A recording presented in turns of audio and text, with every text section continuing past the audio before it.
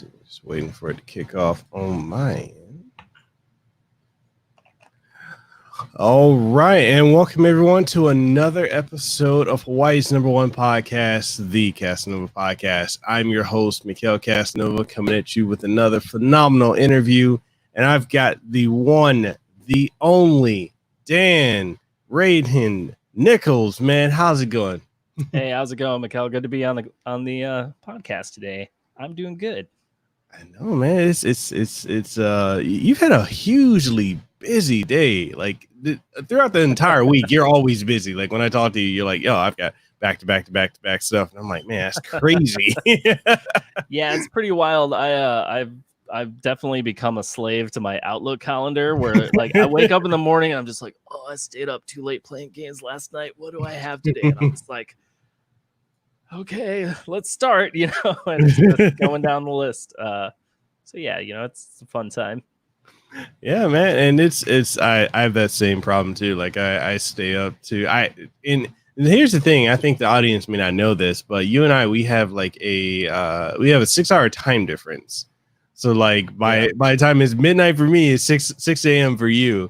So like and for most people that I interact with on a daily, most companies and whatnot, and they're like, "Oh, Miguel, did you get my message? Are you up?" I'm like, "It's midnight." Yeah, man, I can't even imagine. It's got to be really wild living in that. It's got to be like living in its own universe sometimes. Yeah, it definitely feels like it sometimes. So yeah, man, go ahead and introduce yourself, man. Tell folks about you and what you do. I mean, you're the CM over Adult Swim games for Samurai Jack, and the upcoming game, which you guys should be definitely prepping for and pre-ordering. And yeah, how's it going? If we had pre-orders up, I would tell you guys to do that. Definitely. Don't have it up yet. Yeah, so I'm Dan. I go by Raidhyn on the internet. Nobody really knows me by that name because it's impossible to pronounce unless you were part of the Brawlhalla community, which is where I worked at before I was moved to Adult Swim games. Mm-hmm. So yeah, I do all the community stuff. I also run a bunch of our customer service activities, in addition to doing all the influencer management, social media management, and a bunch of other things for all the games that pass through the glorious walls of Adult Swim. So yeah, it's been awesome. Really enjoy working at Adult Swim. Definitely getting those nostalgia feels sometimes. More so when we got to go into work, going into work and getting to walk past like art of like, Cowboy Bebop and Aqua Teen Hunger Force was mind blowing, when I first started working there. But yeah, so it's good stuff. Yeah, man. And if you don't mind, like what's the typical day-to-day like for you? So like I said, I'm a slave to my calendar. Mm-hmm. But it's interesting. So we're a pretty small team at Adult Swim Games. But it's a lot of coordinating with our dev teams, with our product teams, and with all the games that we have out in the wild, just like making sure that we're communicating. And it's interesting, like I get to do a lot of advocating for players, and it's my job as a community manager to be the bridge between all of the players and all of the people working on games behind the scenes, right? So I get to do a lot of communicating. It means I'm in a lot of different meetings while also being like, wait, let me respond to this tweet. Oh, hey, this guy's hitting me up real quick. I got to get back to him. So it's a good mix of stuff. Like there is a bit of routine, as far as like, hey, we've got weekly check-ins, we got weekly status reports and things like that. But a lot of it, because I'm working with players and streamers and content creators and stuff, like a lot of it's very spontaneous, where it's like, oh, hey, this guy reached out, let's go talk to them for a while. Let's see if they're interested in playing Samurai Jack when it comes out. Let's see if they, I got hit up like 2 or 3 times this week for charity streams. Because people are doing their fundraising for St. Jude's, and like one of the things I do is support charity streams with game codes, right? So they'll hit me up and I'll be like, all right, here's a 4-pack for Duck Game, here's some of our other titles, please take these and go out and do the good work. And being able to support stuff like that is one of my personal pleasures. But yeah, it's always a mix. Okay. Yeah, man, and let's talk about the upcoming Samurai Jack, man. What do you want? What can you share about that? Like, how is coming up. It's a very beloved franchise. I definitely grew up with it. I think almost all of us grew up with it. That kind of depends, though. If you were born like in 98, 99, 2000, maybe you were too young to remember it. But Samurai Jack was such a phenomenon. It just hit. And for a lot of us, like Cartoon Network, especially Adult Swim, like it was our childhood. Yeah. You know, so. Yeah, man. It's Samurai Jack's like special for a lot of people because there really wasn't any other kind of show like it at the time. You know, it was a lot more grown up than everything else that was airing. It was very serious. You know, there were funny moments, but the overall plot was very serious. The way that, you know, the design of it, even, you know, like the sound and everything was just super unique. So yeah, it's been really cool getting to work with like an IP that I grew up on. You know, it's very humbling in a lot of ways because you're given like responsibility for this thing. But yeah, it's been something like the whole team's just really enjoyed working on it. We announced the game back at PAX East. Right before PAX East, we threw a big party at PAX East. It was all Samurai Jack themed. It was really awesome. And then yeah, we're still working on the game. We're still pushing towards the summer release. And it's going to be really, really exciting. Like, of course, like this whole pandemic COVID thing threw a wrench in everybody's initial plans, but we've been able to adapt pretty well, and we're still pushing for it. So I can't really reveal any details about it, but I'm really looking forward to like kind of once we release the floodgates on information and can start showing people more stuff. It's going to be really cool. Definitely, man. Definitely. And speaking of the you know, the COVID-19 situation that's going on, the pandemic, like how is that, you know, both for you professionally and personally, like how is that impacting like your workflow when it comes to work and as well as like your personal life? Like, because for a lot of us, like we're so used to getting out, you know, going places or getting out to exercise and just being stuck on a stay-at-home order.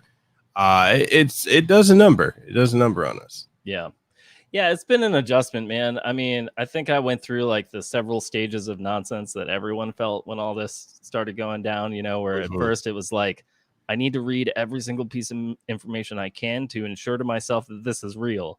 And then into this state of like, oh my God, our planet is being run by idiots and we're all screwed. And then, you know, and then like moving on from the next stage to like, all right, how much hazmat gear do I have left over for my military days so that I can go and I can take that with me to the supermarket so I don't die. To like, oh shoot, now I work from home, which is fine for me. Like, I like working from home. I have a family that I love to death. My wife takes care of me and like brings me silent coffee that she just like sneaks over to me when I'm in the middle of meetings. Which is great. She's amazing. And like she worked from home before as well. So she's just like, yeah, this is what I was doing before, whatever. You know, my son is almost a teenager now, so he's super independent. So like, I'm lucky. I like all of this, but for a lot of folks, it's been difficult with, you know, they've got little kids at home, you know, 2-year-olds who don't know how to detach from you. You know, other folks have like, you know, live with, you know, their elderly parents or grandparents. You've got people with like, you know, 3 dogs, all of whom want attention all at the same time. So it's definitely different for everybody. And I know that like, no matter how good or bad the circumstances, like everybody had an adjustment period. Like I'm still like planning out my whole rest of the year because there's no more events, which was a huge thing for me.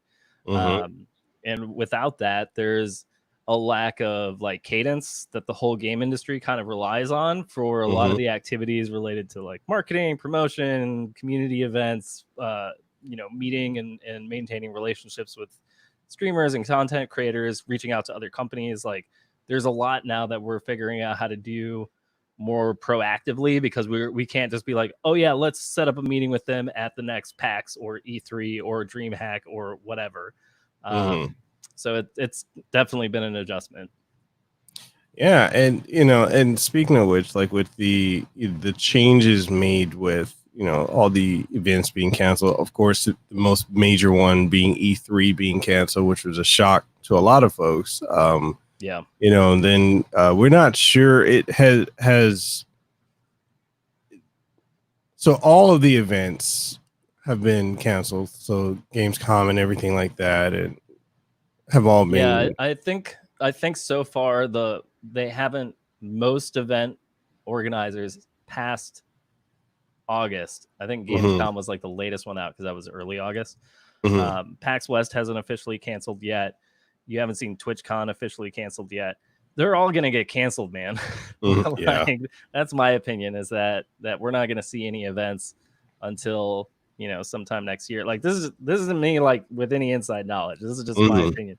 But it's a thing where the event organizers have this thing where they can't cancel too early, because if they do, then insurance won't cover it. A lot of people are waiting for like government mandates in order to close down their events so that they can get out of their contracts with vendors and venue and all these other things. So there's a lot of like weird logistical reasons for why everybody isn't just like, oh, hey, yeah, we'll see you in 2022. Like, everybody has to kind of play the line for as long as they can due to, just how much it costs to throw an event and what they can do to actually get out of it without going bankrupt. So it's wild.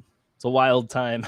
It's one of those things like you never would have thought, like, and especially in our lifetime, because you and I we're around the same age. Like, this is not something we ever would have envisioned happen. Like, this is something we see in movies or something like The Last of Us or something like that. Yeah, it's wild, man. It's I don't know, like, I used to, during the first, back in March when this first started going down, like, I used to dwell on it a lot and think about it a lot and feel like I had to express my thoughts and feelings about it a lot. Now I'm just kind of more resigned, where I'm like, yeah, I'm probably going to work from home for a really long time, and that's okay. I just got to figure out how to, like, do the job from here, and keep trying to, like, bring people the joy of video games, and like all the things that we already liked about being part of a games community is probably even more important now, like having people who share your interests, who are, good to hang out with.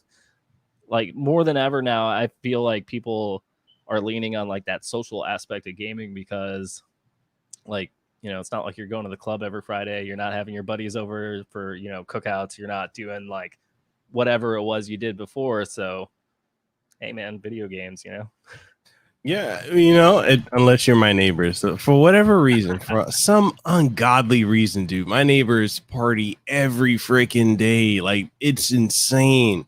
I'm over here like, yo, do you guys have a day where you just chill and you're not doing anything? They're like literally having cookouts, cookouts, barbecue, like just having beer fest. And I'm over here like, so Hawaii went through a couple periods where they were doing like this whole temporary curfew thing. Like they were trying to do it because people won't stay home here. Sure. I don't know why it is like here. People won't stay home. They keep going to the beach. And our cases kept rapidly growing. Like, we went from 2 cases to like, right now we're over 600 within the last on this island alone. Like, within the last couple weeks, it just started growing because people, the mentality was, oh, that's a mainland thing. That's not anything that's going to affect Hawaii. It's a general ignorance of this being a global pandemic, and it's like you keep seeing it, and it frustrates me because it's like I want to say something like, "Yo, we have a pandemic going on," but then I'm like, I don't. It's not my place to tell you, but it's like. There was a point where I was sharing my opinions on it too, and I just got to a point where I'm like, you know what? I'm a full-time creator. I do podcasts. Yeah. I review games. I can just sit in comfort in my air-conditioned room in Hawaii. You know what? I'm just gonna show up and just deal with it. Yeah, I mean, that's kind of the way I've gotten to, is this like, people are gonna be idiots. That's their prerogative. Like, will it eventually lead to the deaths of innocent people? Yes. but I also can't like police that, and I can't put that on myself, you know, like I can't be like just stewing in my room looking at tweets all night about people doing dumb stuff everywhere and going like, why, you know, like that type of response just isn't gonna help anybody. So I've been trying to, you know, figure out how to maintain my own mental well-being, and you know, and you know, like I still do all the things. I like Georgia reopened, right? Like what was it, a week or two ago? It's like, okay, well, that's cool. Like, good for you guys. I'm still going out with a mask. I'm still going out with gloves. I'm going out with hand sanitizer. I'm going out. I'm limiting contact, you know, like because I do all of our shopping runs and stuff, which in Georgia means you're driving, you know, anywhere from 5 to 30 minutes to get to where you're going. What? Yeah, because like everything in Georgia is really spread out. So like I go up to Gwinnett to go shopping at the Korean grocery store because they practice the best hygiene out of anybody in the state. So I get up there, you know, and they're disinfecting all the carts before they hand them to you. They've got, you know, everybody inside is wearing masks and gloves, like everyone's social distancing. They got all that stuff set up. So I go there because I feel a lot more comfortable. It's a half-hour drive, right? So yeah, and like I keep those excursions down to like once every other week possible, but yeah, it's fun. You know, just like, all right, this is what I'm doing now for at least a while, you know. It's not gonna bother me any. I'm gonna come home and play Final Fantasy or Valorant or whatever and have a good time, you know. Dude, I've been meaning to play, like, cause I know we're in the Discord group together, man. I've been meaning to hit you guys up to play Valorant or Final Fantasy because, like, man, I'm at this point now, dude. I'm reviewing so much stuff at once between that and then the show. Like, a lot of people are like, "Yo, you want to play a game?" I'm like, I got a deadline. I got to get this game in. I got to get my impressions or my review in, or get them to look over it and say, "Oh, okay, maybe." Because you know, when you're doing reviews for certain games, like some companies have like guidelines, like certain stuff. Like I'm doing with, you got to be within a certain window because otherwise it doesn't matter. Then they're just like, you gave you the game for free. yeah. You know, like one of the things, like I'm working with Nintendo right now for what's the game? Xenoblade Chronicles Definitive Edition. And like one of the things is a lot of content creators who have it, some of them are putting out way too much information for like the extended part of it. And a lot of them were telling me, they're like, you know, well, Nintendo was telling me, they're like, hey, you know, only to this point. And I'm trying to reference my review only to this point. And like a lot of people, it's so funny because I get so much shit from people. Like they'll be like, oh, you got paid to do this review. You got paid to do that. I'm like, I guess if getting a review copy of a game early is considered payment, yes. But other than that, my opinions are my own. Like I just have to stay within certain parameters. That's the mentality that you have to stay within. Yeah, that stuff's wild, man. It's so funny, like, because I don't know if we talked about this when last we spoke, but like the way that I wandered my way into the industry was by making a YouTube channel.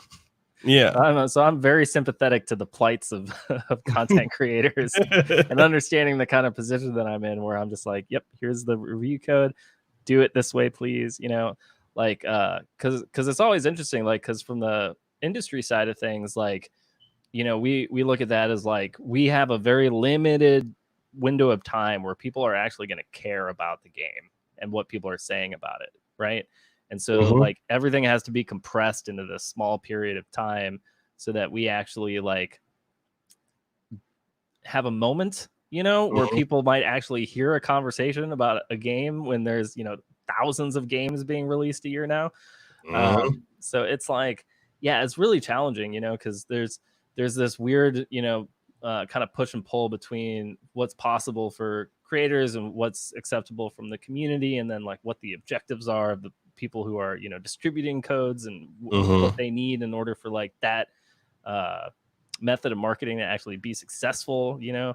Because I'm always in the place where I'm like, man, I just want to hook people up with video games like left and right. Like, you know, like the way that I qualify like creators to get review codes is probably different from everyone else, because I'm always like super sympathetic to the hustle. Like if I see somebody with like 100 subs, but they're posting videos like every day or putting up like reviews like once a week, and I'm just, you know, for months and putting in all the work, I'm like, yeah, this guy needs it.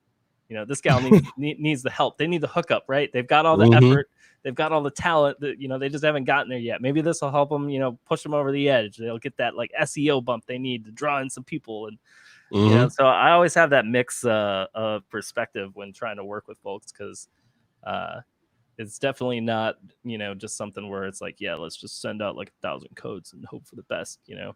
But it's challenging because everybody's got their own, you know, objectives out of it. So, yeah, I don't know. Me, I just hope people like eventually find a game they like and enjoy it. Yeah, dude, and let's talk about like because I know, and for those who may not know, and if you don't know, shame on you, you should know. Dan has a show on Twitch called Meet the Industry, and this is actually how we came to meet. Actually, you know, and it's a very good show where it's not very good. It's a fucking excellent show where, you know, it's. I wouldn't go too far. Hey. My show. I just have excellent people come on. That's the trick. I just let the people be the forefront. So it's like, so with your show, like, you know, you have different people from the industry, content creators and more, and, you know, just having organic conversations. And it's like, this is how, you know, for anyone who's curious, this is how we met. And, you know, let's talk about that. Let's talk about, like, you know, before we even talk about that, let's talk about how you got, you know, into the gaming industry. You just touched on it briefly with saying like you started with YouTube and whatnot. And dude, you know a lot about good, like YouTube, SEO, all that stuff. Like, let's talk about it. Yeah. So the story of me wanting to make video games goes back to when I was a young child, and my father, who was a COBOL programmer, had a 286 PC sitting in our basement that ran Qbert. So yeah, I always wanted to make games. My dad gave me like a Visual Basic like 2.0 book when I was 7 with a floppy disk in it, and was like, here you go, son, here, go learn how to code. I was like 8 when I learned how to make a Hello World application. And I also didn't realize as a young kid that I had zero talent or knack for programming, like at all. I went to school for computer science, and I dropped out like 2 years later because I just couldn't, like, I found like no joy in programming whatsoever. I had zero talent as an artist. Like I couldn't draw for anything. I did a lot of music, but I didn't realize that sound design was like a thing. Like no one ever explained to me that was a profession when I was a young person, right? So I gave up on my video game making dreams, and I hit the reset button, and I joined the military. Years later, I get out, I go back to school. I'm like, I'm going to get a marketing degree because I was a public affairs guy in the military. So, you know, it was either marketing or journalism. And I was like, let's go for the thing that's trending up. So I went and got a marketing degree. And luckily enough for me, the person who ran our computer lab at Columbia College Chicago, shout outs to Columbia College, he used to work for Sega like back in the day and was part of the games industry. He got out, you know, like later on in life when he wanted to spend more time with his family and whatnot, and landed a job running like the computer systems for the marketing department. And he was like, you realize video game companies need marketing folks, right? I was like, well, yeah, but like those are impossible jobs to get. And he's like, no, they're not. Just go to this thing called GDC. I'll refer you into the volunteer program so you can get like a $2,000 ticket for free if they take you in. And then you can go and network your way into the industry. And I was like, okay, why not? So I went to GDC 3 years in a row. I started doing pro bono marketing work for indie developers. I did consults. I worked on Kickstarters. I did green lights. Like I just took all the marketing knowledge that I had and started trying to apply it to people that needed the help, right? Because developers are not the best at marketing their games. And then despite all my efforts, I went and I couldn't get hired anywhere. I had a bunch of interviews at a bunch of different great places, and none of them worked out. So I stayed in Chicago. I was working for a marketing firm that I actually had worked part-time for while I was still a student. And as part of all that, I was their digital marketing manager. So I ran the website, I ran all the social media, I did our email marketing and all this stuff. And like at the time, everyone was like, yeah, it's 2014. Video is like the hot thing. If you don't know how to do video, like you're not going to be able to make it anywhere in this field. We all need to understand how video works. So I was like, all right, well, I finally have a job so I can afford to buy things. And I really wanted an excuse to like learn video editing. So let's like spruce up my computer a bit. And then let's get a YouTube channel up by the time the Binding of Isaac Rebirth comes out, because I'm so hype on that game. And I'll just make a YouTube channel. I'll run it for like a year and I'll learn the ins and outs of this thing. And then as part of that early effort, like a month after my channel existed, I ran into a code for Brawlhalla, and I had just started doing like really short, like 5 to 10 minute like reviews of a couple of sporadic indie games that I'd run into. So I was like, oh, let's do it on Brawlhalla next. And like the video just popped on my channel. So I just kept making Brawlhalla content because nobody else was at the time. Met the devs, beat them in a tournament, and then hit him up afterwards. It was like, hey, I'm a real human being. Here's my LinkedIn profile. By the way, I do marketing consults for indie devs. Like if you guys ever want to chat about stuff you could do while you're in beta, let me know. I'd love to talk because your game is great. And then things kind of continued on from there. And 6 months later, they reached out to me and were like, hey, if you came and worked for us when we launched the game from closed to open beta, tell us what your role would look like. And somehow they decided to trust me enough to give me a job. And that's how I ended up in the industry. I ran the marketing and community efforts for Brawlhalla from closed beta to launch on PlayStation. I was there for about 2.5 years and like learned an absolute ton of stuff working on that game with those folks. So it's yeah. So that's how that happened. And then afterwards, Adult Swim just happened to be needing a community manager. And I was like, yeah, I'd love to do one job instead of two. You know, that'd be great. Let's narrow down the hats a little bit. So yeah, I've been really fortunate to kind of like have a bunch of skills and hone a lot of different experience over the years that seemed really unrelated at the time. To being able to have all of those things ready for once I knew what I really wanted to do. And so like even though it didn't pan out initially with all those failed interviews at all those places, like you know, I managed to find a way into the industry, and you know, now here I am. So it's been good. Yeah. And that's the other thing too. I, you know, for the audience and anyone who's going to be listening to this, you know, either watching it live or listening to it later when it goes up on iTunes and everything like that, there's no one clear path into the games industry. You know, it's so varied. Like, you know, with every guest I've had on this in the industry, from Capcom to Nintendo to, you know, Bandai Namco to you, like everyone's got a different journey into this. And that's the fun thing, hearing that journey, like how you got started, like what was the motivating factor. Because, you know, for a lot of us, like back when we were kids, like, you know, let's hop in the DeLorean and go back to the 90s. Like there was no, like, if you were to say back then you wanted to work in the video games industry, you wanted to, you know, do community manager work, or if you want to review games, or you want to, you know, be a games journalist, people would laugh at you because there was no, like, that concept of employment was just strange to people back then. Whereas like now it's like gaming is so mainstream, it's absolutely crazy.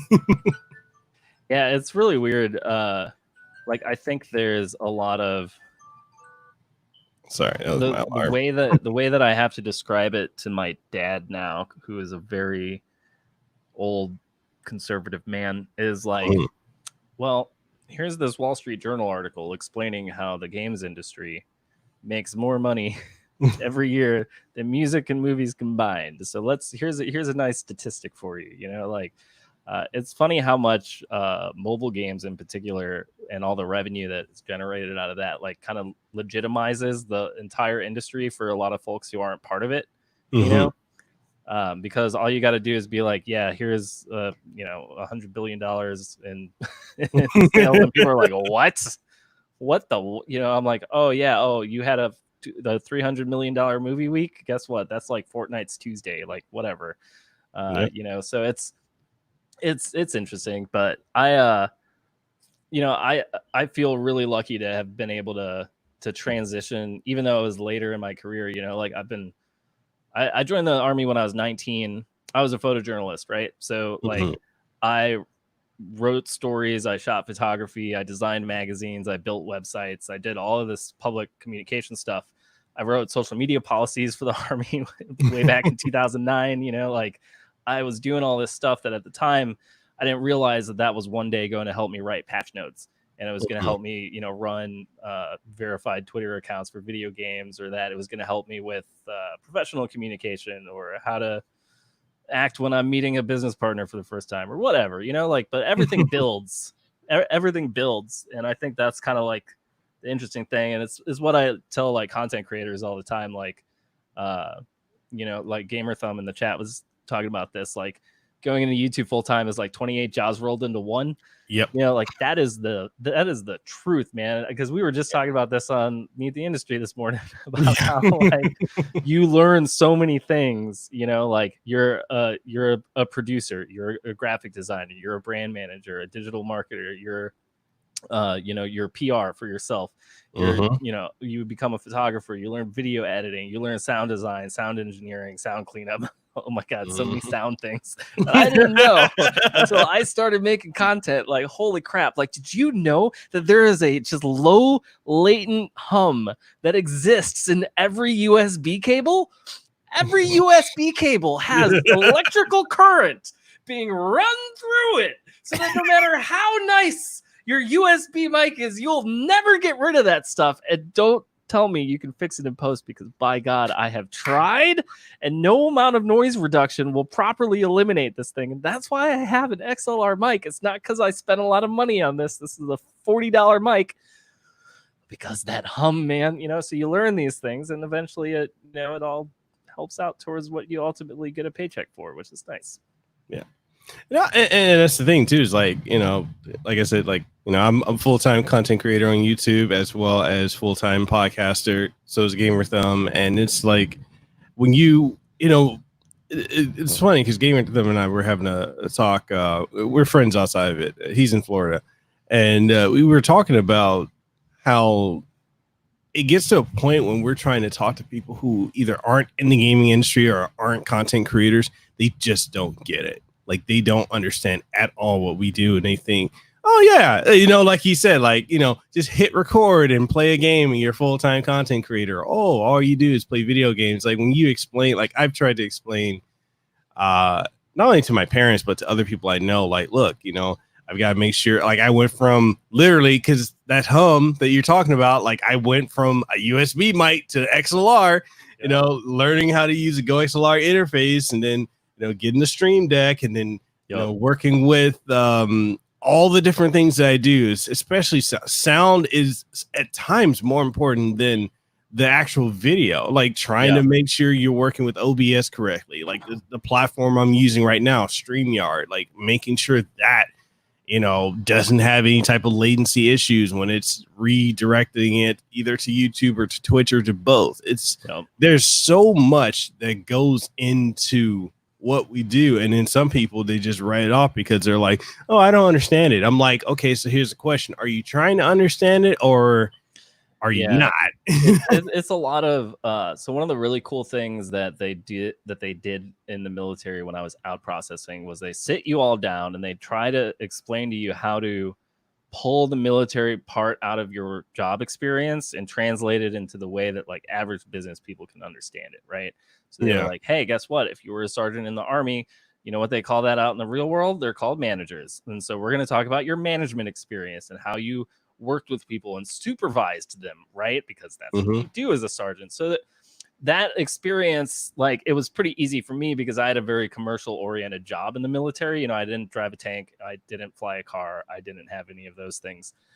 So it was like, okay, these skills are easily translatable. But now I find I end up using that same tactic with content creators when like they ask, like, oh, hey, how do I actually go work in the industry? Like, I want to do what you do.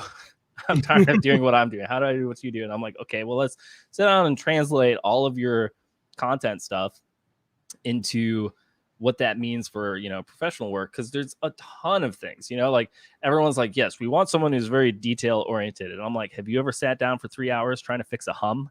A hum? Because only I can hear it? Yeah. Detail oriented. Have you ever gone through a video editing suite and adjusted things by like 3 frames so that it would line up perfectly with your music bed? Like, if that's not detail oriented, I don't know what is. Oh man, no, and that's the thing too, man. Like that's the thing is like it's. Oh man. Okay, so here's one of the other things I always get from people who don't understand what we do. They're like, "Oh, how do you get paid?" They're like, "Is there job security in what you do?" And I'm like, "Is there job security in what you're doing?" And they're like, yeah, you know, I get up, I clock into work. I'm like, hey, I never clock out. I'm making thumbnail. Like, okay, so like the thumbnail for this interview now, it literally I made that a couple hours ago because I'm like, I don't know how am I gonna, because like, okay, so when I make thumbnails, like I want to make sure like your, like, you know, my guess is the central focus of it. Like I've seen other podcasts and from other creators where you know they're trying to put themselves as the focal point versus their guests. And me, I'm like, oh, I want to focus on my guests. I want you, when you look at it, like, oh, who's this guy, you know, and then have their name and then like some snippet of where they are and then some type of nice background which pushes them forward.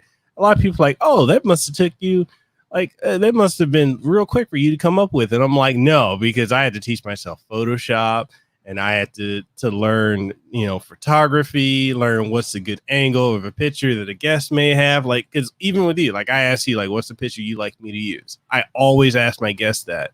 And a lot of people are like, oh, why don't you just take something and just throw it? I'm like, no, because maybe they may have something they prefer to use. And so the picture you sent me, I'm like, all right, let me find a really good background. Let me blend it. Let me throw some blur effects in it. Let me get some nice font to throw in there. And when I was sitting down, I was explaining this to this one girl I know, and she's like, oh, that sounds easy. Oh, right. You want to try it?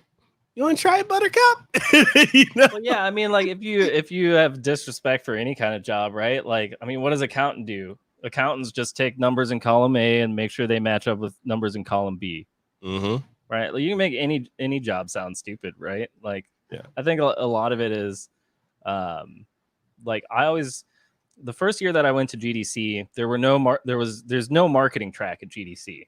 There's business development and then there's community, but like I didn't understand the separation between those two things, so I just went to everything.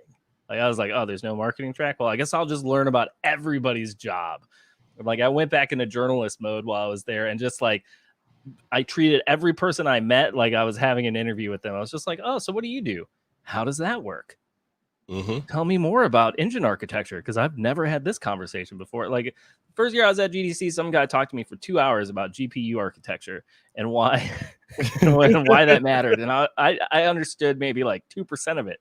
But what I did realize is that this guy was A, very knowledgeable, B, super passionate, and C, was like the guy that I would want working on my game's optimization if I needed to hire a programmer for making sure that I could run on both, you know, NVIDIA and AMD chips without running into issues when you go back more than 10 years.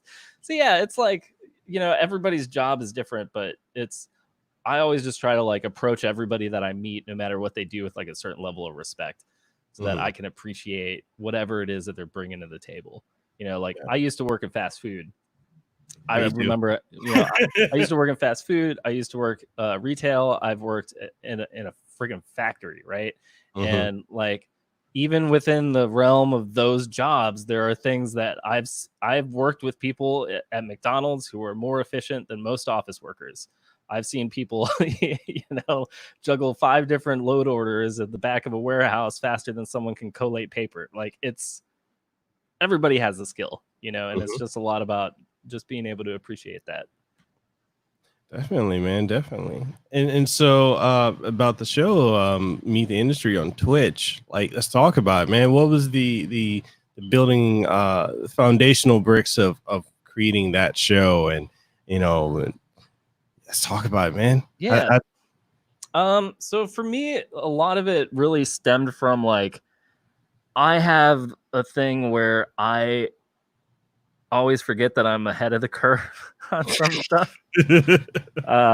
So like, all these things got canceled, all the events got canceled, and everybody was kind of running around with, like chickens with their heads cut off. Like, what do we do? What do we do? What do we do? Mm-hmm. And for me, like the thing that I've always enjoyed the most about events was just kind of having sporadic conversations with folks when you're in, like that networking environment, right? For me, that's like, it's either at parties, it's at the hotel lobbies, it's in front of the show floor before you get onto the show floor. It's when you're walking past your buddy's booth, so you stop and say hi because you see him at every event, and then like 3 more people walk up and then everyone's talking, and it doesn't really matter what the conversation's about, but it's just kind of that organic meeting of people, and like, oh hey, that's Steve over there, let's get him. Hey, what are you doing, man? Or like, oh, did you see Amy this morning? She told me to meet over here. Oh, you're already talking to her. Okay, cool. Mm-hmm. Like those types of things, I think, are part of why everybody immediately started feeling the pain of not being able to look forward to the next event, because those types of interactions with people, especially in this industry, right, where everybody's very passionate about what they're doing. So I just wanted to like figure out a way to quickly get a couple people in a call and just talk. Because what I found out is that it's very difficult to, like, I reach out to people individually, and people have reached out to me. There's a lot of, hey, how you doing? Are you, how are things going? Are you okay? Just checking in, making sure you're doing good with all of this. How's your family? How's your mental health? Those types of things are really great, and they're quick and easy to do on text, but they're not very like engaging beyond just kind of checking in, right? Mm-hmm. And it's very difficult to schedule like a half hour or an hour call with somebody on a one-to-one basis, because then it's like, okay, if I'm spending an hour with you, who am I not spending an hour with, right? And at some point it becomes too much if you're trying to do that with 100 people. Like, imagine if I scheduled like 100 1-hour interviews with people over the next week, right?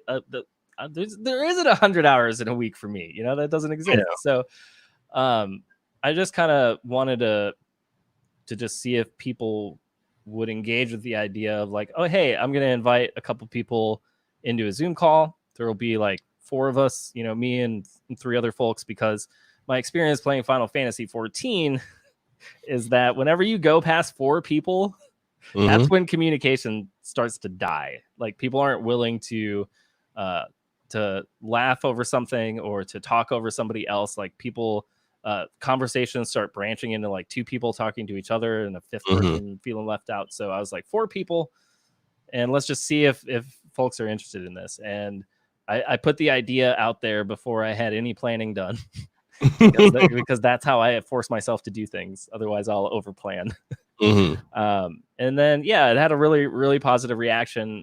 I feel like it's something that everybody wanted, but nobody had organized yet. So I just kind of got lucky with getting there first, I suppose. Like, I honestly was expecting other folks that I knew to do something like that. Mm-hmm. There's been a few other things that are kind of like event replacement stuff. Like, there's one of the organizers at PAX does like an industry mixer that's like an invite only, but it's this like giant thing, and it's on Fridays at like 7 or 6, and it's like, that's when I cut off for the day to go spend time with my family before I turn into a video game monster at night. So it's so it's been really good. I've had 3. This concludes the 3rd week, so in 3 weeks I've done 15 shows. It's mm-hmm. every day. It's a really nice way to spend lunch. It occasionally means that I never get up from my desk. And yeah, so it's good. What I'm planning to do is I'm going to do shows next week, and then I'm taking a week off, and then bring the show back in June and kind of see, if like 3 weeks on, 1 week off is a good rhythm, or if that ends up being too much over time. But I think as long as people are interested in doing it, I'm going to keep it going, because I've got the process fairly streamlined right now. And, you know, even like today we ended up talking a lot about like stream setups and stream skills and other things. Yesterday it ended up being a lot about like marketing and brand marketing and product marketing and stuff. And the day before that it was like all about esports, you know. So the conversation keeps changing every time. But I think each time, like, it's good for me because I feel energized afterwards, being able to connect with people. And I think for the folks who come on, I like to think that it's a highlight. Like, I've had nothing but really good feedback from everybody. And everyone seems to appreciate just being able to go into a video call where they don't have to be like keyed up the whole time, where they can just relax and kind of talk about whatever comes up and socialize and maybe meet a new person or reconnect with somebody that they met, you know, a year ago, but haven't had a reason to reach back out to, or what have you. And it's been real nice. Nice. Oh, and you know, that's definitely your show has a tremendous value, you know, with being able to have something where people can literally understand more about how the industry is going, like whether it's talking about the, you know, the marketing aspect or the esports aspect. Like, that's very, very important, you know, especially now. You know, we have a lot of us have so much free time now. It's like, oh, what are we doing? You know? Yep. Yeah, I mean that's part of why I decided to do it live, was because I don't care about my channel anymore. Like, I've given up on ever trying to grow my streams or YouTube anymore. Just because that's a whole nother story. But basically, like, the reason I did it live was because, one, I was like, well, if we do it live, then I'll make sure to remember our NDAs. If I do it live, it might be easier or more interesting to get content creators to come on, because I know that, like, for content creators, like, taking an hour away from them is an hour that they're not, you know, out there actively making money or generating content, right? And so it's a lot to ask. I was like, oh, if it's live, maybe I'll get more streamers, you know, because they can tell their audiences about it and, you know, watch them do this thing.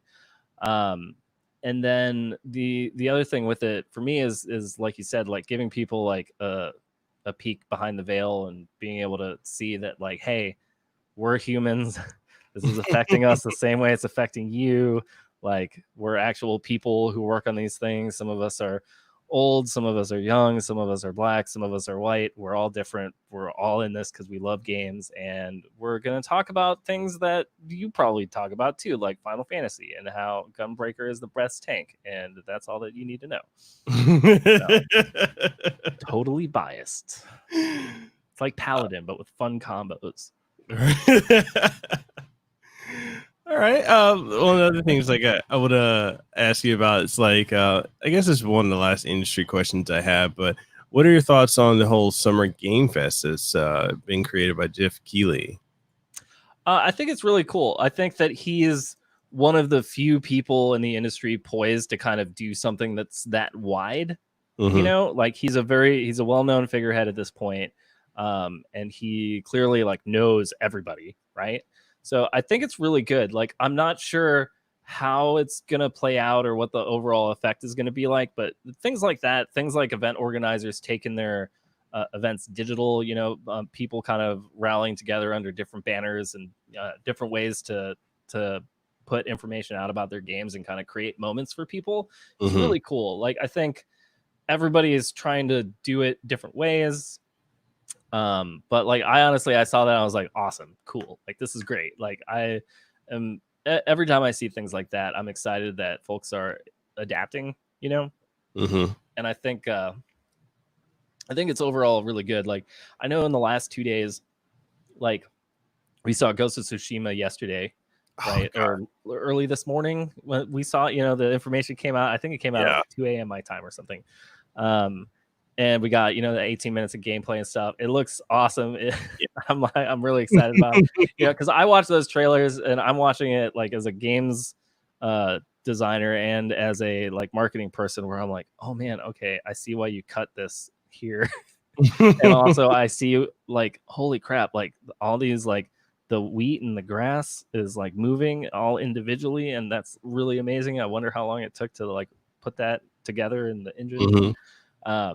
And then like the day before that, we had Paper Mario just like announced out of nowhere, which is super exciting, right? And like you look at those things and you're like, those are going to be E3 announcements. Like those were going to be part of, the giant thing. There were going to be booths. There was going to be, trailers, and it was going to be shown during a press conference, with somebody exclusively somewhere. And so like you miss out on it being part of that big giant E3 thing. But both of those announcements got their moment, they got their time, they got everybody keyed up and excited about it. And like that's really encouraging for me, and I think everybody in the industry to know that like, oh hey, like people are still paying attention and they want the information, they want the leaks. So anytime I see stuff like that, I get jazzed up, because it's the one thing the games industry is really, really good at. It's like adapting way faster than everybody else, moving at a faster pace and changing up what they're going to do and how they're going to do it, because we're just at the forefront of technology compared to every other industry, and it's awesome. No, that Ghost of Tsushima, man, looks fun, man. It looks good. Like it's one of those like game worlds where I'm just like, yeah, I'll turn this on because I just want to walk around in it, Right? Dude, I was watching it with my wife. We were looking at the trailer the other day, or when was it a couple of hours it dropped ago? Was it yesterday? I think it was like 12 to 15 hours ago, I think. Yeah. So we were looking at it. See, I'm losing track of time. I'm like you. If it's not on my calendar, I'm not keeping up with it. Yep. But like, I was looking at, my wife and I, we were looking at it, and we were just like looking at the environment. Like, we're like, wow, gaming has come so far. Yeah. To the point where like the separation between a fictional world and a real world, like that line is further and further getting blurred. Because I'm like, man, this looks like you're literally in feudal Japan. Like that's crazy. Like and Neo 1 and Neo 2 and Sekiro, like they look awesome. But this, oh my god. Yeah, it's a good look, man. I'm excited for it. I think that there's a few games that I'm just like, I will just pick up because I'm like, yeah, I just want to run around in that. Like, I don't know if it's good or if it's bad or how much I'm gonna like or dislike certain mechanics. Like, I don't care. Like, I just, you got to play for the feelings. Definitely. Well, there's something else you and I are very, very passionate about. We're very big fans of, and that is fighting games. I see you got your custom combo breaker outline shell for your fight stick in the back. I see it. I got the old H-wrap, over here. I don't know. Let's see the camera pan. Yeah, he's hiding out in the shells there. I actually got the Mercedes of fight sticks. Oh, you have the Victrix. I got the Victrix, baby. So this is the only thing I got from them. They sent me both the headphones. I'm like, headphones, nice. I'm like, where's this stick, man? I was actually talking to a good friend of mine at an industry event. It's really late at night, and he asked me about fight sticks, and I went on like a rant for like 20 minutes about why this is the best stick ever. And he actually just bought me one and sent it to me as a gift, and I was like, holy crap, it's the nicest thing anyone's ever done. Because there's no way, my my poverty ass was gonna go and buy a $320 fight stick. This is really nice. It's so fighting games for me, man. That's been like a whole life kind of ordeal. First fighting game I ever played was Street Fighter 2 on my cousin's Super Nintendo. I think I was like 7 or 8. And when I got older, me and my brother had a friend of ours who the three of us would always get together and play video games. So when Smash 64 came out, we played Smash for like a year.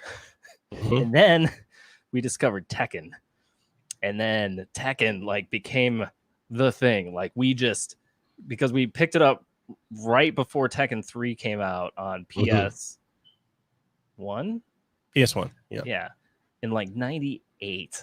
And so transitioned over to Tekken 3, and by God, Tekken 3, like that is the game that pulled me in to not just like being like, yeah, fighting games are fun, but to actually like wanting to get good, right? You know, that whole get good thing. So I remember I was the oldest out of the three of us, and I had to be the best at everything. I was always winning in Smash. So by God, why was I losing in Tekken? and I couldn't wrap my head around it. I'm like, I'm older, I'm smarter, I'm faster, I'm stronger. I should not be losing these video games. So I get on GameFAQs and I look up a Tekken guide, and I run into this whole like strategic philosophical like approach to understanding how Tekken worked. And I read this, and then I got on my mom's LaserJet printer and I printed it out, and I used to like just take it with me everywhere, and I would read it in the car trying to absorb all this information. And eventually I got so good at Tekken that I never lost anymore. And then that continued on through college. When I hopped into college like 3-4 years later, I was like, all right, so yeah, who's buying the pack of smokes for like the apartment this this Monday? Let's do a Tekken tag tournament. We're gonna find out. And so we used to do that. But yeah, then when I dropped out of college and joined the army, and I kind of put a pause on video games because Tekken 4 happened, which was a monstrosity. It ruined my love for Tekken for a good minute. And I kind of put it on pause until 2009 when or was it 2008? It was when Street Fighter came out. Street Fighter 4 got released right on top of Blaze Blue from Arc System Works. I think it was either 2008 or 2009. I'd have to check the dates. But that was when I like hella got back into it. I bought my first fight stick because I was frustrated with dropping inputs on analog sticks.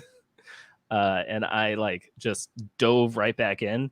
And I've been kind of just keeping consistent with it ever since. And that was part of how like the whole Brawlhalla thing emerged, was because when I went into that game community when it was in closed beta, like nobody in that games community was a fighting game player. Like the fighting game community is very small. Nobody there, like they didn't know footsies, they didn't know neutral, they didn't know punishment concepts. So I was able to like put out these like really basic videos about like, here's what punishment is, and here's how it works in Brawlhalla, everybody. So punish works in one of 4 ways, and just going through. But yeah, it was cool. Like Brawlhalla actually helped me do a lot of things in the fighting game community that I always wanted to do, but just didn't have the time or ambition to do on my own. Like I started going out to tournaments because I was researching how to do Brawlhalla tournaments. I got to meet and work directly with Rick from Combo Breaker and Javeli, who runs CEO, because we had Brawlhalla at those tournaments, and we worked with them on like sponsorships and all that stuff. I ended up getting to know just about everybody in the Blaze Blue community because it's actually super small. And so it's not a super popular game, but it was my favorite. Like that's the only game I've ever gotten like top. I think I finished like 17th in one tournament. You were top 20? Yeah, I got out of pools at Combo Breaker and finished like 24th or 25th, something like that. Like so top 32 when they were running like the league for it on Smash UG, I was like top 50 US. And I did some content for it because there weren't a lot of content creators before I yelled at Coefficient and told them to start making more content. If you know Coefficient, I don't know if you do. Yeah, like he and I were like the only people streaming Blaze Blue for a while, and I hit him on. I was like, hey, you need to do more, man, because I don't have time for this. I'm tired all the time. I don't have the creative energy left to do this at night. So like you go, like just make more content. People want this stuff. And it's been great watching him grow ever since like Dragon Ball dropped. Like he got a huge uptick in like followers and stuff from just covering like this anime fighting game scene. But yeah, it's been really cool. Like I love fighting games, my favorite genre of all time. Like it's something I'm incredibly passionate about. It's part of why I like constantly harp on like combat design in all games, because if every game developer was a fighting game player, they would understand how to make combat games more engaging. And it's just, I don't know, it's been like a part of my life now forever. And it's been really nice just like being an established part of that community, and knowing a lot of the amazing people who are, making the wheels churn and, putting in all the blood, sweat, and tears to make things like Evo and Combo Breaker and CEO and, our all these things just happen. Like it's so much personal investment, right? It's not like, oh yeah, we got this investment, man, and like we just all this money. Like, you know, it's like, no, it's like people like giving up their lives to make a tournament happen where 300 people can go. So it's been interesting watching them try to transition to the fact that we don't have any events, you know, with people trying to sort out online stuff. But yeah, fighting games are dope. I still have. This is still my original Tekken tag box from 2001. Yeah. No, is it 2001 or is it 2000? I think it might have come out in 2000, but I probably played it the most. I still got the instruction manual in here. This game's nice. Changed my life, man. So good. So yeah. So what's your thoughts on potentially Tekken Tag Tournament 3, or how do you feel about Tekken Cross Street Fighter? You know, it seems like we're in an era now where crossover fighting games are happening like left and right. And you know, I still would like to see it. I know a lot of people I know in the FGC are like, no, that time has passed. Just keep giving me more Tekken 7. And I'm like, Tekken 7 is kind of getting up there in age right now. Like that game's. I mean, it is, but like, so the thing is we're in the first era of Japanese fighting game developers embracing post-launch content, right? Yeah. So for the first time, we're seeing people like, oh, instead of like, you know, instead of releasing the same game 7 different times, yeah, you know, with just updates and new characters, it's like, oh, hey, Tekken 7 has been, you know, in development and in the arcade since what, in the arcade since 2015, 2016. Yeah. And then in development for at least, you know, 2-3 years before that. So you've got, you know, this game that's been around for a really long time. And Tekken 7 is arguably the best Tekken game ever made, right? Like it has the best engine, it has the best netcode, it has the biggest array of characters, and it has like the best balance, I think, out of all of them. Because a big part of what prevented me from getting into Tekken during my like resurgence into fighting games was if you went and talked to the Tekken community, you know, Tekken 5, people just complained about Bob, and Tekken 6, all they did was complain about Steve, right? Like that's the whole conversations. They were like, there's no point, man. You're just gonna see Steve like every round, like, ugh. Which may or may not have been actually true, but like that was the blanket of nonsense that hovered around that game. And it's funny because over the last 5 years, like I've done a lot of evangelizing with people where I'm like, hey, like if you like a game, you can't talk about it like this. Like you can go and like bitch about a high tier character all you want, but like if the conversation becomes don't play this game because Steve's busted, guess what? People will not play the game. And like to me, like that has started to slowly shift over the last, like I'd say 3 to 4 years, because people realize that like that type of, and it's also helped because forums aren't a thing anymore. Yeah, you know, you don't run into that static SEO as much. But yeah, it's something where like the state of Tekken right now, I think is awesome. Like they had a little bit of a hiccup there when they released Leroy, but you know. Oh God, yeah. Yeah, Leroy's everywhere. Tekken's great though. It's like getting into Tekken 7 again and like learning the system now as like a veteran fighting game player was an absolute pleasure when it came out on consoles. So much fun. Yeah, and one of the things like because you know I've stuck with Tekken 7 since the console release. I actually have it on all platforms, so it didn't really matter. Like, what do we want to play it on? We can play it on it. I've seen the different patches and how like the gameplay has really just been balanced out over the years, and you know the whole Leroy era. Everyone had Leroy, and also like playing Street Fighter 5. Like I recently picked that back up as of this week, after not having touched it in like a year. And what's interesting about that is with Street Fighter 5, like that, I don't want to say it's the most controversial Street Fighter. It is though. It is. I don't want to, like I don't want to say, but it is. But like when I look at it, I look at the different stuff like that went into it, like how people hated it at launch, how broken it was at launch, especially coming off of Street Fighter 4. You know, like it just or it. I have a love-hate relationship with Street Fighter 5, but when I went and played Champion Edition, I'm like, whoa. Yeah, I've heard that Street Fighter is in a much better spot now. Yeah. The only thing that's preventing me from getting back into Street Fighter is the netcode. And it's still atrocious. You know, and so that's kind of the challenge. And it's funny because if you've been looking at the Guilty Gear Strive conversation, there's been like a lot of evangelizing by the player community for them to put in rollback GGPO style netcode. And they finally buckled on it and said they would do it. So it's something that has been very difficult to get Japan to move on previously because it's literally not a problem in Japan. Japan is the size of like 2 states over here. So like, you know, they don't need communication that works across 5,000 miles the way that we do. And then also like they weren't really proactively listening to us until around 2016.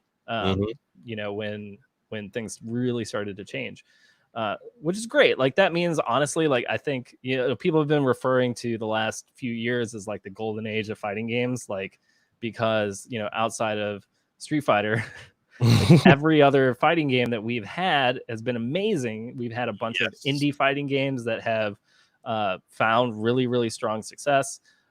People have kind of gotten past, because of Street Fighter 5's hiccups, the community at large has gotten over the whole like, oh, I only play Capcom games, or I only play 3D, or I only play anime. Like all that's kind of disappeared, largely in part because of Dragon Ball FighterZ, which really brought together a lot of people from all the different communities. But there's so much less bias and like stigma than there used to be in the games, fighting games community when it comes to what you play and why. And even for the folks who have been loyal to Street Fighter this entire time, like I don't play Street Fighter. There's lots of people who don't play it competitively right now, but everybody who does play competitively, we all respect them for that choice. We all understand why. And there's no more of this like, oh, you're playing that game? Yeah. You know, now there's so many great fighting games. Like this year was going to be my tournament year before COVID happened. Like this was going to be my like back to glory. I'm getting back on the circuit. I'm going to train up Grand Blue. I'm going to get out of pools at Combo Breaker again in a new game. Like, and honestly, when Grand Blue dropped, I was so hype on that game because it's anime Street Fighter by Arxis. Like it's Street Fighter basics, all fundamentals, it's footsies.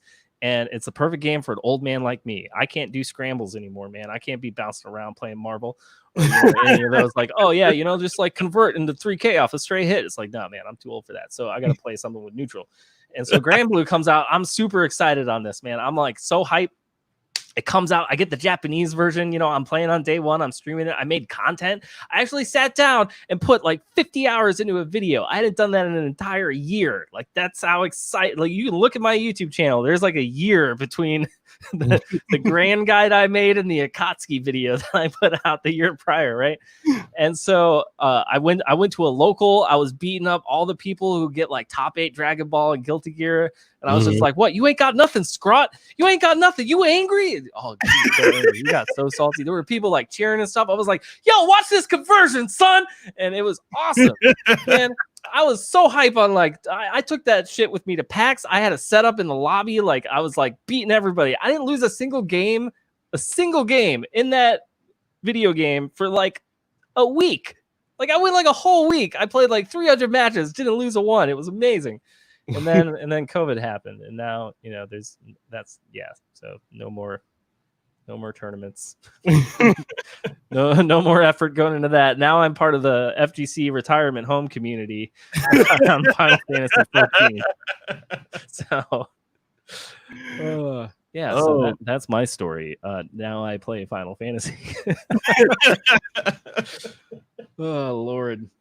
Oh my God. No, dude, like that's the thing too. Like you look at how, you know, like one of my friends, Max Splicer, he's a YouTuber that covers like the FGC, and one of the things like he talks about is like the Capcom only players, or the Street Fighter only players, and how like the same thing you said, like, and I mutually agree. Like when Street Fighter, let's be honest, they fucked up at launch. It allowed people to see that, hey, there's something else. Yeah, there's like, other options. Like there was a whole series of content. I can't remember the guy's name, but there was a whole series done on like how to transition from Street Fighter to Guilty Gear. Was it Core A? No, it wasn't Core A, because he doesn't really do guide oriented content. Yeah. He normally focuses on like these bigger ethereal topics, which is why I love him. I actually got to meet him at Evo one year, and I was like fanboying out on him in front of my own booth. Like it was kind of wild. But yeah, he's one of my favorite people because he puts out such thoughtful stuff. But this was more done by like by one of the Guilty Gear community members, where he was like, hey, like if you're thinking about coming over to Guilty Gear, here's how to look at it as a Street Fighter player. Like here's how footsies works, and here's how neutral works, and all this stuff. And I think stuff like that's really important. You know, like I made a guide for Tekken on how to get into it as a 2D fighting player. You know, like, hey, here's some things. Like, guess what? Crouch blocking in Tekken is bad. You can't crouch block in this game the way that you do in 2D games, because lows don't matter. Lows are not important. What blows you up is mids. Those are basically like overhead attacks. They'll hit you if you're crouching. So you don't want to get blown up. So you got to get used to, you know, blocking while you're standing, which is weird. You know, and things like that. Like I really try to encourage people to experiment with their fighting games and not just stick to an IP. Like I had this personal struggle when BlazBlue Cross Tag Battle came out, because BlazBlue, you can see the poster over there. That's my main. That's Tsubaki. She's my girl. So the thing about it is, like, BlazBlue, I love to death. I've been playing that game since it first launched in the United States. I dropped Street Fighter 4 for that game because I just love the mechanics so much. I love the character design so much. And when they announced the cross tag battle, I was like, oh, this is sick. I'm getting more BlazBlue, and I'm getting crossovers with all these other fighting games that I like. This is going to be awesome. And I played it for 6 months before I realized that I just didn't enjoy the gameplay. And it's not because the game was bad. It's just because the way that I enjoy fighting games is not what cross tag battle is. You know, it's not. I like my slow, methodical, like hard reads, neutral oriented. Like I'm out thinking you, not I'm out scrambling you. I'm out maneuvering you. I'm, you know, converting off stray hits. You know, like I can't do that type of fighting game, and I didn't realize it for the longest time until that happened. And that's kind of how I think about all this stuff now. Is like I will buy every fighting game that comes out, and I will play it for a couple weeks. And if I'm still having a blast, then I'll go enter tournaments. But you know, past that, it's like there's so many fighting games, you literally can't be good in all of them. You know, there's just way too many, which is great. It means everybody gets to kind of find what they enjoy and what they like the most about it, and play what they enjoy. Yeah, and you know, to touch on what you were saying too, like I feel the same way about cross tag battle. Like I'm heavy into Eunice. Like I'm a huge hardcore Eunice player, and getting into, you know, that series, like that, playing Eunice for me like was like getting back. Oh yeah, dude, we got to get some matches in. We gotta get some matches. Man, I ain't netcoding to Hawaii. That 8-frame delay. The sad thing is I haven't even played clear. Like I made guides. I wrote the Akatsuki video I was talking about. I made that because there wasn't a combo video for Akatsuki. Like the character that won Evo. There was no video explaining how Akatsuki combos worked. I haven't even played the new version because of it came out right when Granblue did, and also you know, the COVID thing. Like Eunice, I originally signed up for Combo Breaker. I was going to play Eunice, Granblue, and BlazBlue, because I knew if I tried to play more than that, it just wasn't going to work. Like, God, yeah, Eunice is so good, man. It really is. And it's like, for me, like I play Akatsuki, I play Hyde, but Line is my main in Eunice. So when I started playing cross tag battle, I'm like, this is just not for me. And even like when it comes to like Blaze Blue, I'm a Jin main. Like Jin's my guy. It doesn't feel right. Like it's just not for me. And I'm not trying to not anyone who enjoys cross tag battle. Hey, I'm happy for you. It's just not for me. Yeah, it's different things for different people. Like there's a few folks who can kind of transcend that. Like I live in the same region as Fame. So like Fame, I first met him at like the local when I first started going to locals in 2016, 2017.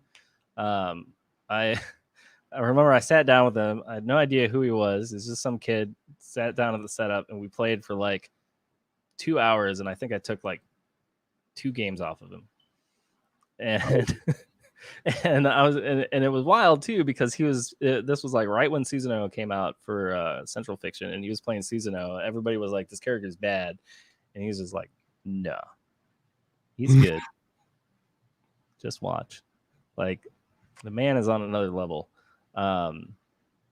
Like, yeah, being able to play with a player that's that strong like levels you up so fast. It's wild. But he's been able to do, he's been successful with Blaze Blue, with Guilty Gear, with Cross Tag Battle, with Dragon Ball Fighters. Like there's a certain level of player that you can get to where they're just like, I just learn how to manipulate the systems and play smart and win games. And like, definitely one of those folks.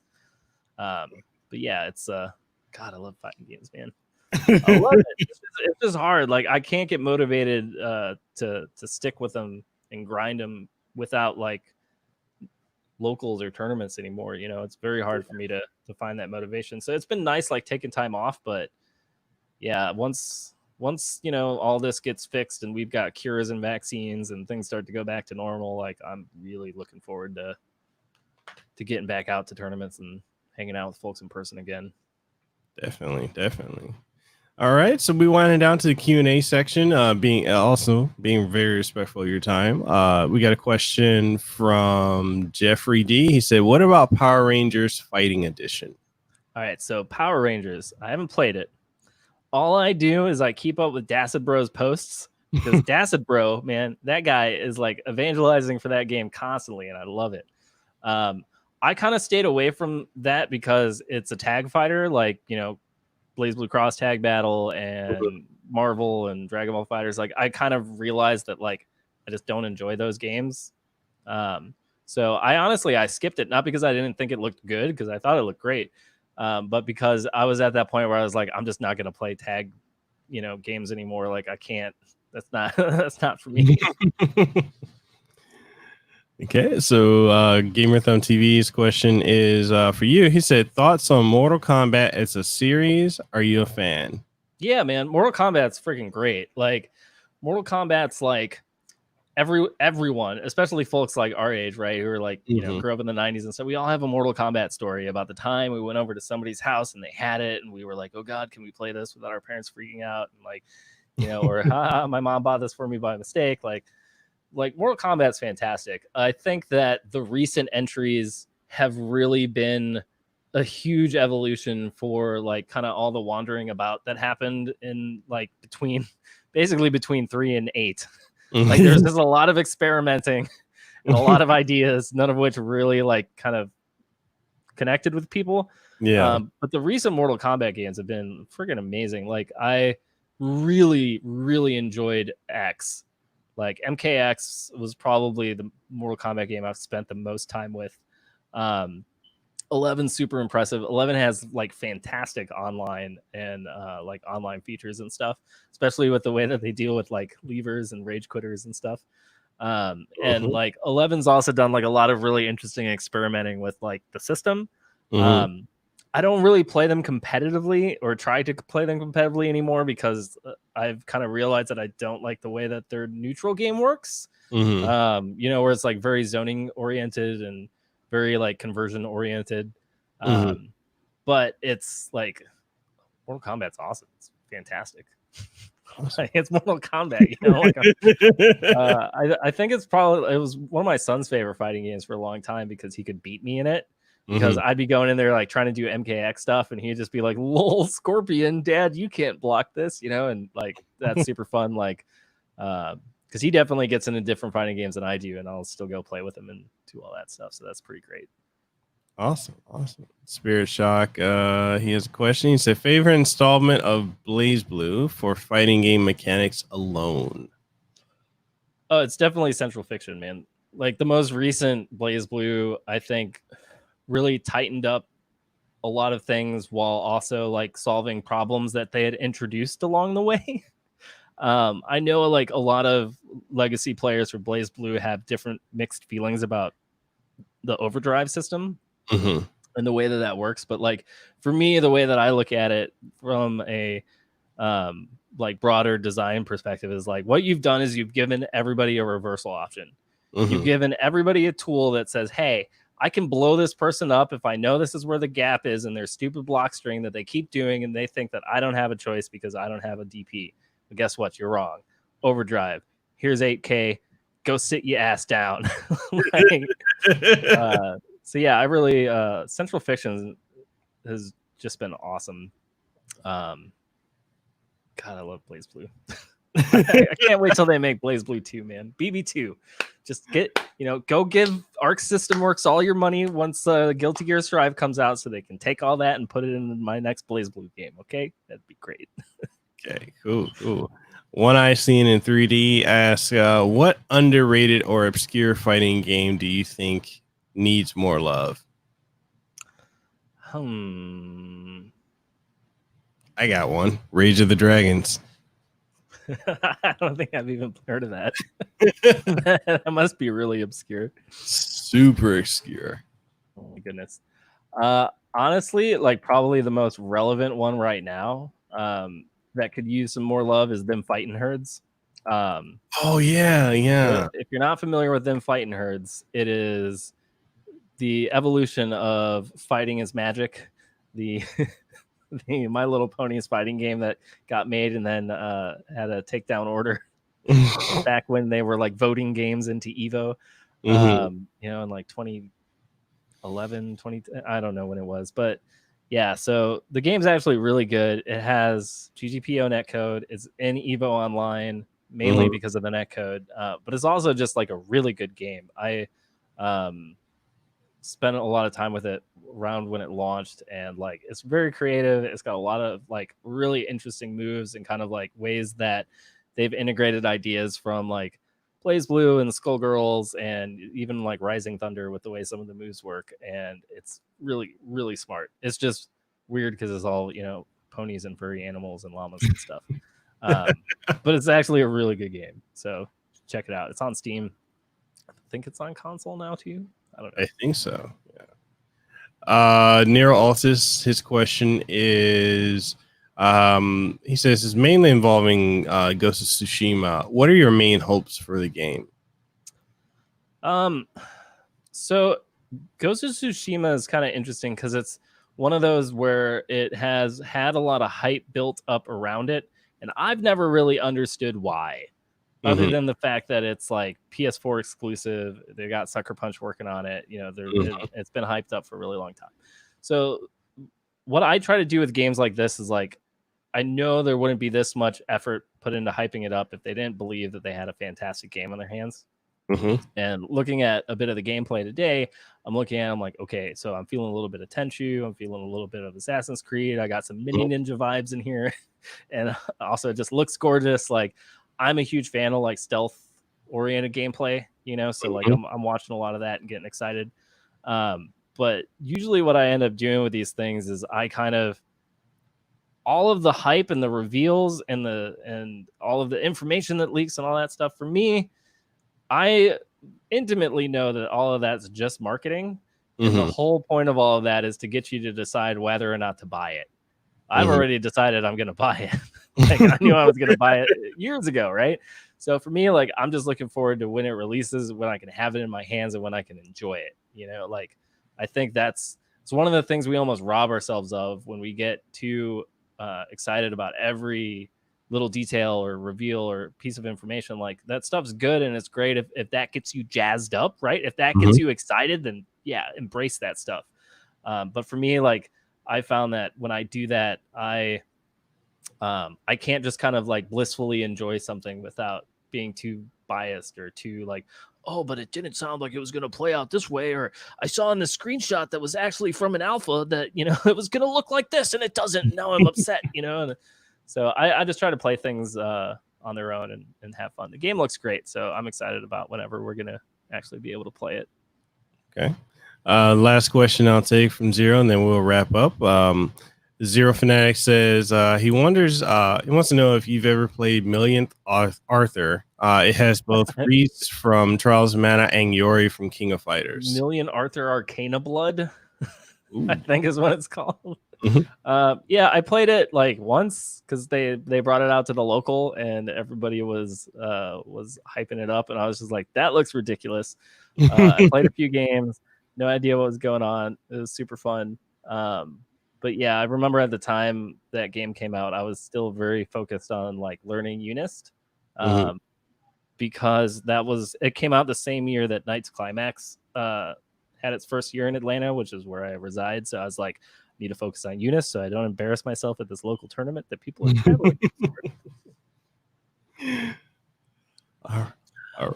All right, and since we got the questions out of the way, man, I have to ask you the most important question here. Did you have fun? I did. This has been delightful.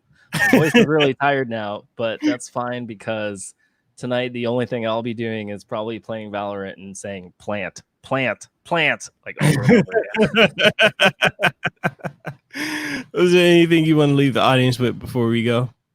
No, not too much. If you want to find out more about what I do, you can follow me at Raidhyn on Twitter. Go follow at Samurai Jack Game. That's the Samurai Jack game that I'm working on that we're going to be putting out this summer. So, you know, if you need some traditional samurai action game before Ghost of Tsushima happens, you know, you can see if that lines up or not.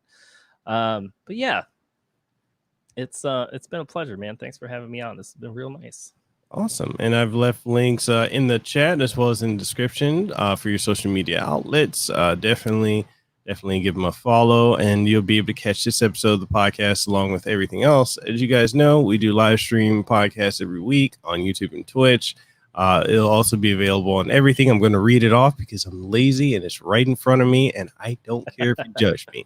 It'll be available very soon on Apple Podcasts, Google Podcasts, Spotify, Stitcher, TuneIn Radio, iHeartRadio, Pandora, as well as if you want to support the show, the podcast, and what we do here, we have Patreon available, completely optional. Whatever you guys invest into me, reinvest. See, I'm tired of talking. Reinvest into the channel and the production. And with that being said, Dan and I are signing out. We will see you guys on the next one.